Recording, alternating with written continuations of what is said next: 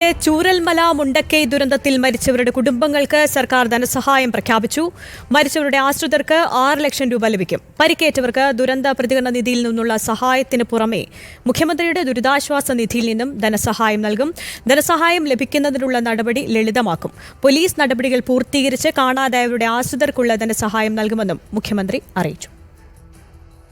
പ്രകൃതിക്ഷോഭത്തിലും ദുരന്തങ്ങളിലും മരണപ്പെടുന്നവർക്ക് ദുരന്ത നിവാരണ നിയമം അനുസരിച്ച് 4 ലക്ഷം രൂപ സഹായം നൽകുന്നതാണ് പതിവ്. എന്നാൽ ചൂരൽമല മുണ്ടക്കൈ ദുരന്തത്തിൽ മരണമടഞ്ഞവർക്ക് ഇതിനു പുറമെ 2 ലക്ഷം രൂപ കൂടി നൽകാനാണ് മന്ത്രിസഭാ തീരുമാനം.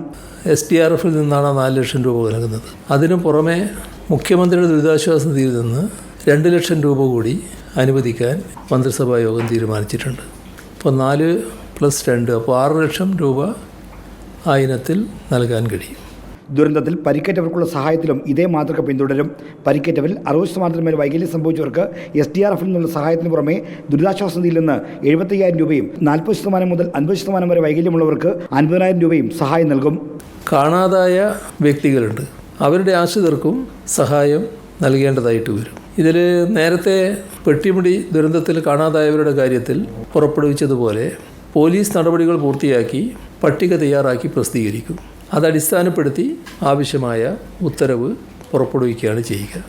ധനസഹായം അനുവദിക്കുന്നതിനായി നെക്സ്റ്റ് ഓഫ് കിൻ സാക്ഷ്യപത്രം അടിസ്ഥാനമാക്കി മരണപ്പെട്ടവരുടെ അവകാശികൾക്ക് നഷ്ടപരിഹാരം നൽകും. ഇതനുസരിച്ച് പിന്തുടർച്ചാവകാശ സർട്ടിഫിക്കറ്റ് കൂടാതെ തന്നെ ഭാര്യ, ഭർത്താവ്, മക്കൾ, മാതാപിതാക്കൾ എന്നിവർക്ക് നഷ്ടപരിഹാരം ലഭിക്കും.